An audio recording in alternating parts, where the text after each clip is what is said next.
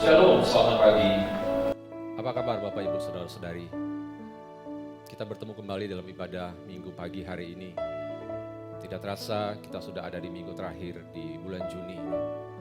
Sepanjang minggu-minggu yang kita lewati dalam bulan ini, saya percaya ada banyak kebaikan Tuhan, ada banyak kemurahan Tuhan, dan kasih setia Tuhan tidak pernah berubah dalam hidup kita. Mari sebelum kita memulai mendengarkan firman Tuhan pagi hari ini, kita mengangkat satu pujian, kita menyenangkan Tuhan dengan puji-pujian kita pagi ini. Terima kasih Tuhan. Terima kasih.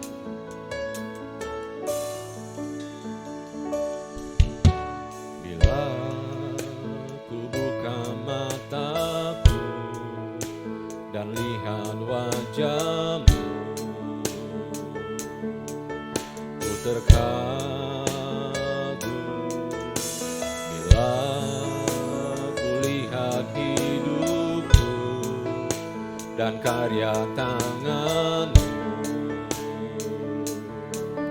ku tersanjung karena semua yang baik dalam hidupku itulah karya-Mu. Kau beri kesempatan yang baru dan ku ingin mengenal-Mu Tuhan lebih dalam dari semua yang ku kenal. Tiada kasih yang melebihi-Mu. Ku ada untuk menjadi penyembah-Mu, dan ku ingin mengenal-Mu Tuhan lebih dalam dari semua yang ku kenal. Tiada kasih yang melebihi-Mu. Ku ada untuk menjadi penyembah-Mu. Kita percaya kita adalah masterpiece-nya Tuhan. Kalau kita masterpiece-nya Tuhan, tentu ada satu kerinduan dalam hati kita untuk mengenal Tuhan lebih dari apapun itu. Bahkan lebih dari pasangan kita, lebih daripada anak-anak kita. Itulah yang Tuhan mau hari-hari ini kita mengenal Dia. Dan ku ingin mengenal-Mu Tuhan lebih dalam dari semua yang ku kenal. Tiada kasih yang melebihi-Mu. Ku ada untuk menjadi penyembah-Mu. Ku ada untuk menjadi penyembah-Mu. Ku ada untuk menjadi penyembah-Mu.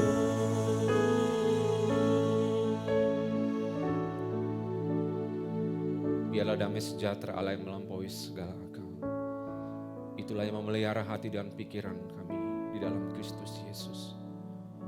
Ambil alih pemberitaan firman pagi ini Tuhan. Semuanya kami diberkati oleh firman-Mu pagi ini. Terpuji nama-Mu di dalam nama Tuhan Yesus. Amin. Baik, kita akan masuk dalam renungan pagi hari ini.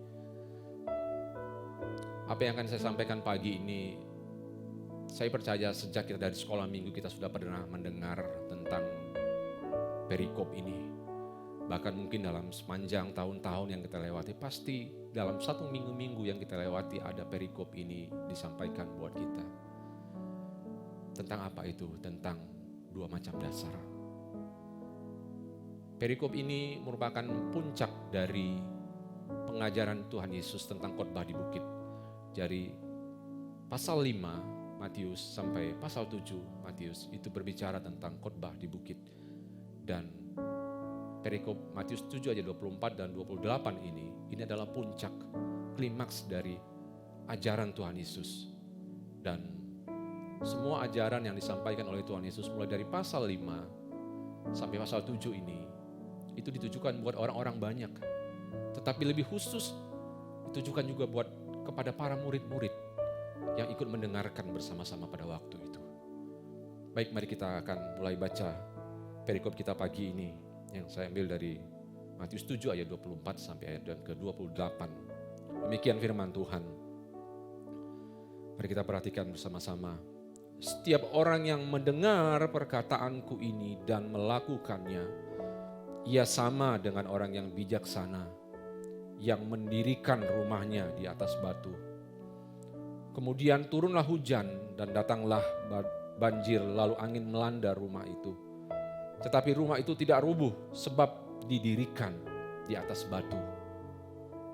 Ayat yang ke-26 dikatakan, tetapi setiap orang yang mendengar perkataanku ini dan tidak melakukannya, ia sama dengan orang yang bodoh yang mendirikan rumahnya di atas pasir. Kemudian turunlah hujan dan datanglah banjir, lalu angin melanda rumah itu, sehingga rubuhlah rumah itu dan hebatlah kerusakannya. Demikian firman Tuhan pagi ini. Tentang dua macam dasar ini juga ada disampaikan dalam Lukas 6 ayat yang ke-46 sampai ayat yang ke-49. Tapi kalau di dalam Matius 7 ayat ke-24 sampai 27 berbicara tentang fondasi. Pada konteks Lukas 6 ayat ke-46 sampai ayat ke-49 itu berbicara tentang prosesnya. Jadi memang ada perbedaan antara Matius 7 yang berbicara tentang dua macam dasar. Di situ berbicara fokus ke fondasinya saja. Tapi di Lukas 6, 46, 49 dikatakan tentang bagaimana proses untuk sampai ke dasar itu, untuk sampai bisa membangun fondasi itu. Jadi ada perbedaan memang. Dan pagi ini kita fokus ke Matius 7, 24 sampai 27 ini. Apa yang bisa kita lihat dari perikop ini? Yang pertama adalah ada dua jenis orang yang Tuhan sampaikan dalam perumpamaan ini.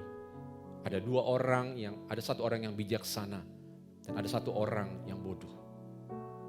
Tapi kita lihat ending dari kedua orang ini. Kita lihat ending dari bangunan yang dibangun oleh kedua orang ini. Pada ayat 27 dikatakan dua-duanya kena banjir, dua-duanya ditimpa oleh angin. Nah, kemudian satu hal lagi yang bisa kita lihat dari isi perikop ini adalah pastinya kedua orang ini menggunakan bahan yang sama juga. Menggunakan arsitektur yang sama. Menggunakan keahlian yang sama untuk membangun rumah mereka. Tapi di ayat yang ke-27 dikatakan, kenapa dua-duanya pada saat banjir melanda, yang satu ini rumahnya bisa rubuh, yang satu ini rumahnya tetap berdiri. Nah, ini yang akan kita bongkar pagi ini melalui perikop firman Tuhan yang akan kita dengarkan. Orang yang membangun di atas batu itu tentu dia memerlukan waktu yang panjang untuk bisa dia menggali sampai menemukan batu itu sebagai dasarnya.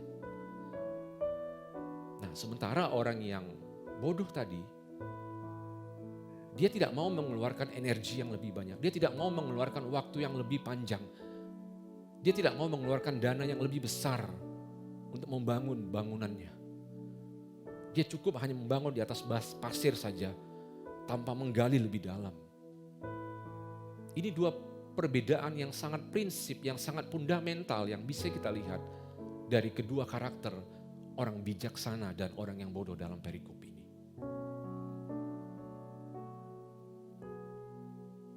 Dari perikop ini, apa makna rohani yang bisa kita ambil, yang bisa kita lihat? Apa itu pondasi? Nah, kita masuk lebih dalam pemberitaan firman Tuhan begini. Apa itu pondasi? Pondasi itu berasal dari bahasa Yunani, yaitu temelios. artinya adalah sesuatu yang diletakkan di dasar. Nah, pada saat kita membangun rumah, siapapun itu, kita pasti perlu membangun satu pondasi yang kuat. Mau sehebat apapun bangunan yang kita bangun, kita perlu ada pondasi yang kuat. Nah, ini yang harus kita pahami hari-hari ini. Kemudian, batu itu berbicara sesuatu yang kokoh, sesuatu yang kuat, sesuatu yang tidak bisa digoyang oleh apapun. Mungkin kita pernah ke Bali, kita melihat tanah lot yang ada di Bali. Setiap hari batu itu dihantam oleh banjir, dihantam oleh air. Tapi dia begitu kuat, dia tetap kokoh berdiri. Namun bagaimana dengan pasir? Kalau kita melihat pasir, kalau kita sering bersama dengan keluarga mungkin berjalan ke pantai, kita membangun bangunan yang terbuat dari pasir. Begitu indah kita buat bangunan itu. Tapi begitu air datang, bangunan yang begitu indah, sepersekian detik akan segera hancur. Nah, demikian juga dengan kedua orang tadi. Yang satu membangun di atas batu, yang satu membangun di atas pasir. Sepintas orang melihat kedua bangunan itu indah. Tapi sesungguhnya yang akan membuktikan adalah yang di ayat ke-27 tadi. Pada saat hujan datang, pada saat badai datang, pada saat angin datang, kuatkah bangunan itu berdiri? Batu itu berbicara tentang Kristus. 1 Korintus 3 ayat 11 mengatakan, Kristus adalah dasar dari segala sesuatu. Kenapa Kristus dari dasar segala sesuatu? Karena Kristus tidak pernah berubah. Dulu, sekarang, bahkan sampai selama-lamanya. Dia tetap Allah. Dia tidak tergoyahkan oleh apapun. Sementara pasir itu berbicara apa? Pasir itu berbicara tentang sesuatu yang sifatnya mudah diubah, cepat berubah, tidak kekal. Gitu. Tapi sesuatu yang bersifat kekal itu ada di dalam Kristus.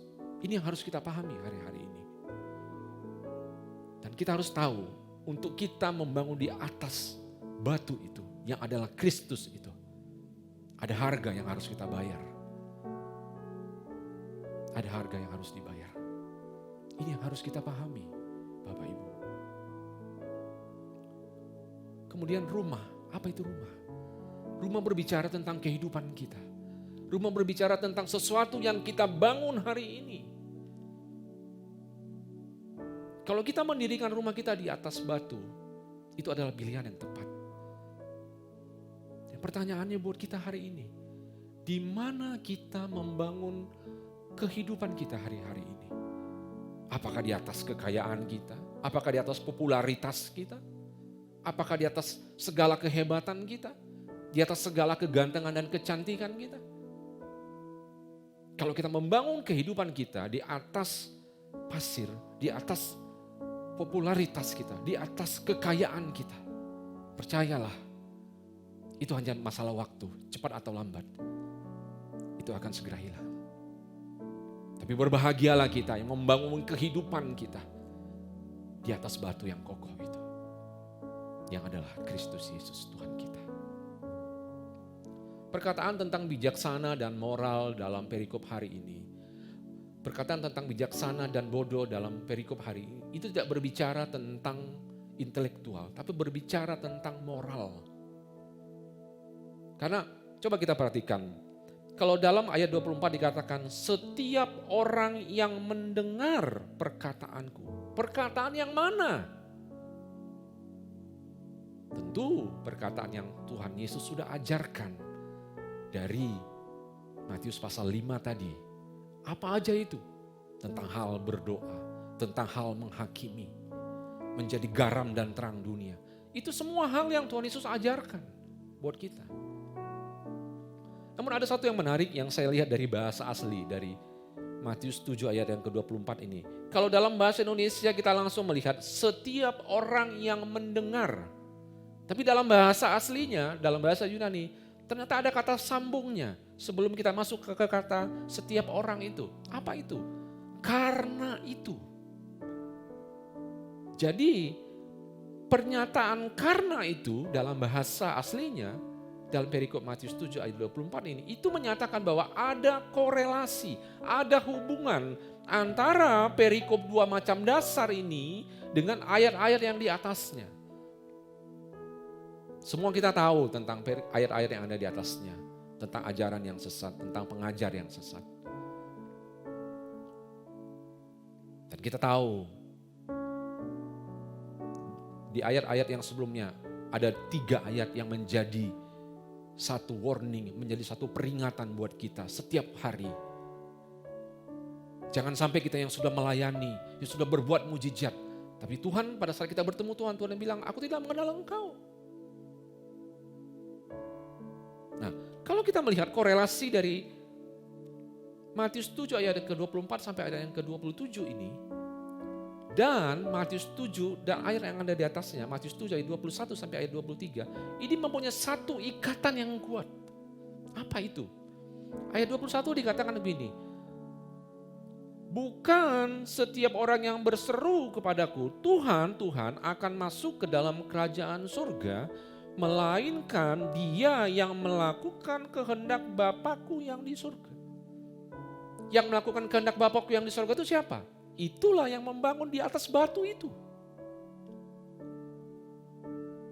Nah, hari ini pertanyaannya buat kita adalah, kalau kita mengaku sebagai murid Kristus, sudahkah kita membangun kehidupan kita di atas batu? Lebih dalam lagi, sudahkah kita melakukan kehendak Bapa? Karena perbedaan ini yang harus kita lihat dari orang yang bijaksana dan orang yang bodoh itu. Yang bijaksana itu, dia mendengar. Tapi dia tidak hanya berhenti sampai mendengar. Dia melakukan, dia berjalan, dia keluar, dia melakukan action. Artinya apa? Hari-hari ini kita tidak cukup hanya sekedar tahu firman. Berapa banyak firman yang kita tahu hari ini itu tidak akan mengokohkan kehidupan kita. Tapi seberapa banyak firman yang kita tahu dan seberapa banyak firman yang kita lakukan, itulah yang akan mengokohkan hidup kita.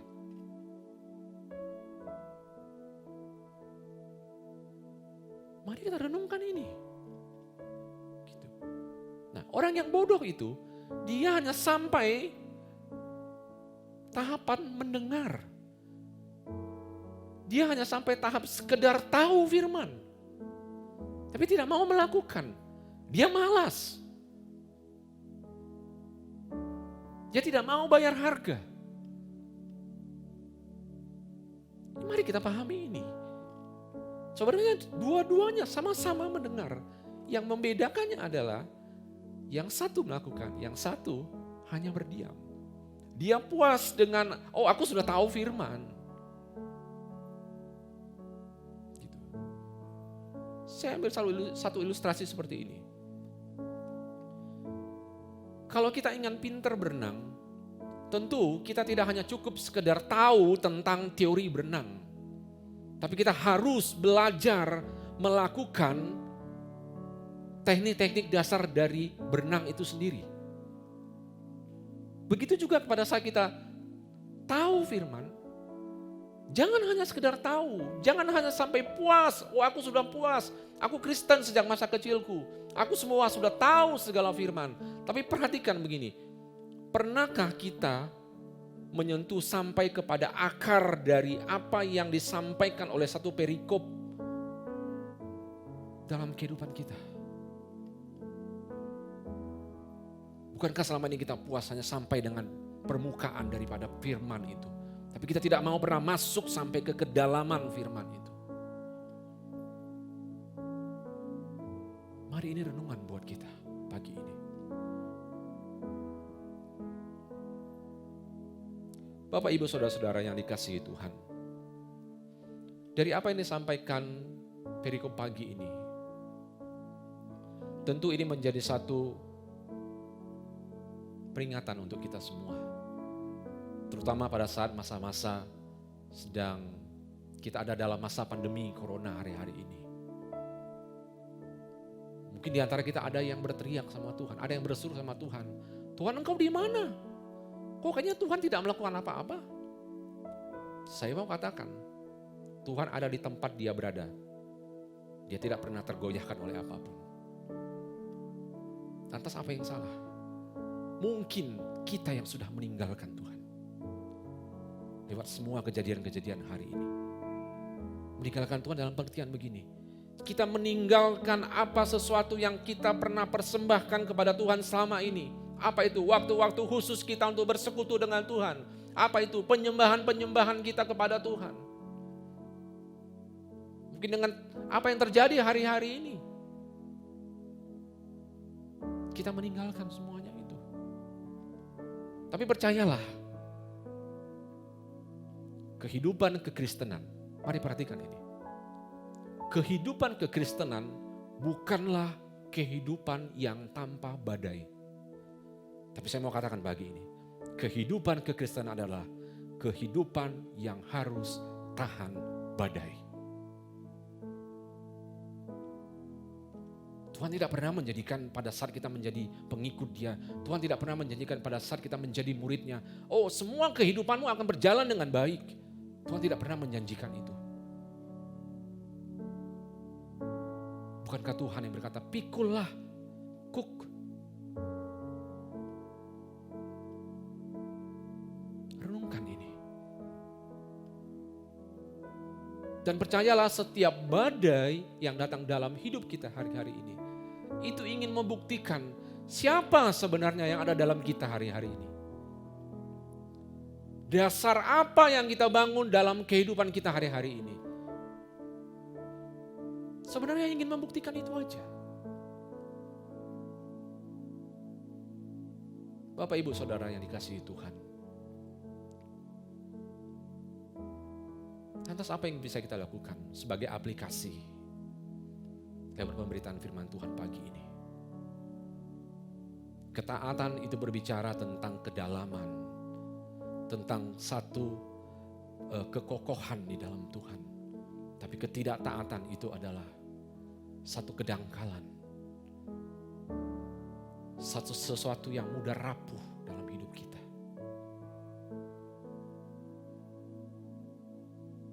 Mari lewat pemberitaan firman Tuhan pagi ini, ambil keputusan dan renungkan pagi ini buat kita semua. Di dasar apa kita membangun pelayanan kita, pekerjaan kita, keluarga kita hari-hari ini.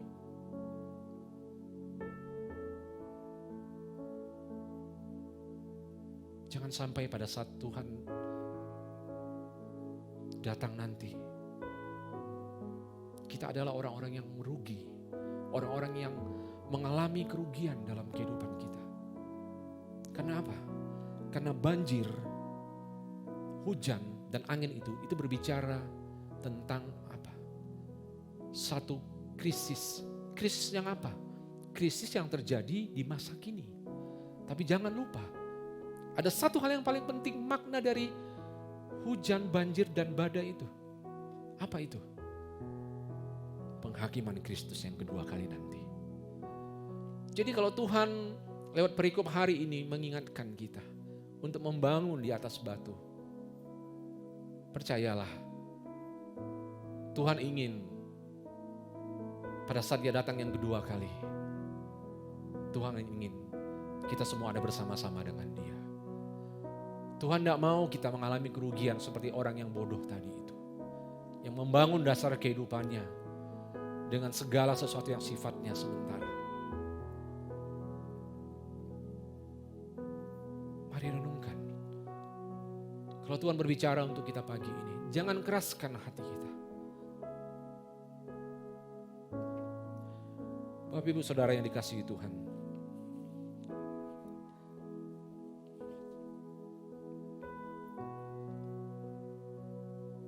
Sebagai akhir dari apa yang menjadi rema hari ini,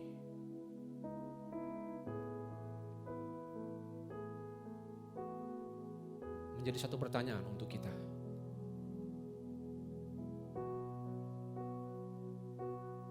Bangun kehidupanmu mulai hari ini di atas batu. Bangun kehidupanmu mulai hari ini di dasar yang benar yang adalah Kristus itu. Maka percayalah, pada saat Tuhan datang nanti, Dia akan berkata kepada kita, masuklah hai hamba-Ku yang setia.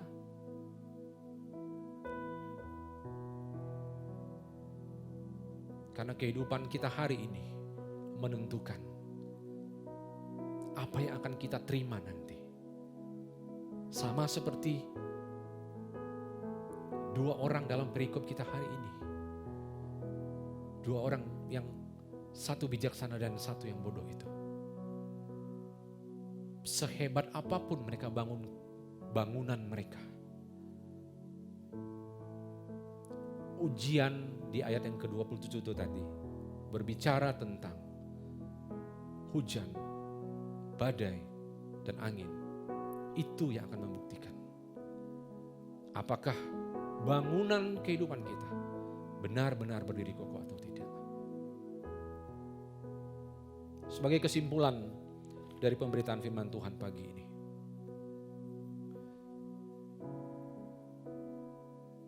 tentu semuanya kita, Jemaat GB House of Bread Pamulang, kita percaya kita adalah murid Kristus. Amin. Kita percaya adalah orang-orang yang melakukan setiap apa yang menjadi kehendak Tuhan dalam hidup kita. Kalau kita percaya kita adalah murid Kristus, maka mulai hari ini lakukan kehendak Bapa. Apa itu? Bangun kehidupanmu di atas pondasi yang benar, yang adalah Kristus. Karena kenapa? Pada saat kita membangun pondasi hidup kita di dalam Kristus, maka sesungguhnya kita akan tinggal dalam kerajaan yang tidak tergoncangkan. Goncangan sehebat apapun dalam hidup kita, percayalah, pada saat kita tetap ada di dalam kehendaknya Tuhan, yaitu ada di dalam firman-Nya, percayalah, kita akan berdiri kokoh. Kita akan tetap kuat melewati hari-hari ini. Kita tidak tahu sampai kapan krisis ini akan berakhir. Tapi percayalah, krisis apapun boleh datang. Tapi kita yang tetap teguh di dalam Tuhan, kita yang tetap ada bersama dengan Kristus dalam kerajaan yang tidak tergoncangkan, kita akan tetap kuat. Kita akan tetap teguh di dalam Tuhan. Jangan sampai nanti pada saat Kristus datang yang kedua kali, Tuhan bilang sama kita, aku tidak pernah mengenal engkau. Saya tidak bisa membayangkan kalau Tuhan berkata demikian. Padahal kita sudah melayani, kita sudah melakukan apa yang terbaik untuk Tuhan. Tapi Tuhan bilang, aku tidak kenal engkau. Hanya karena kita tidak membangun pondasi hidup kita dalam kebenarannya.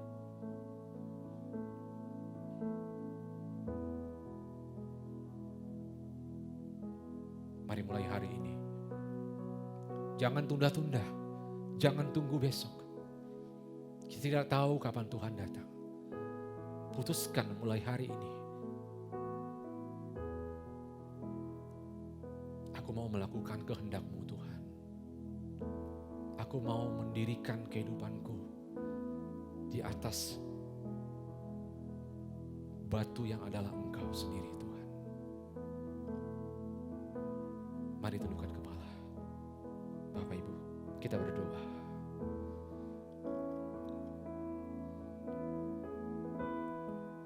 Terima kasih Tuhan untuk pagi ini. Kami mengucap syukur untuk apa yang Tuhan sampaikan lewat kebenaran firman-Mu pagi ini. Sungguh ini biar menjadi satu peringatan untuk kami.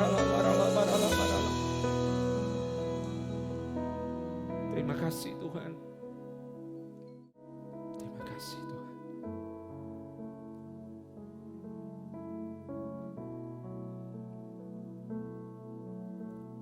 Hamba berdoa buat setiap umat-Mu Tuhan.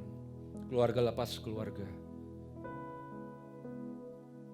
Engkau yang menyertai, Engkau yang memelihara seluruh kehidupan keluarga lepas keluarga hari-hari ke depan Tuhan. Semua aman dalam perlindungan Tuhan. Semuanya diberkati oleh Tuhan.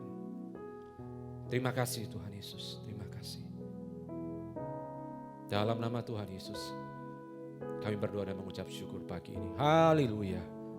Sama-sama kita katakan. Amin.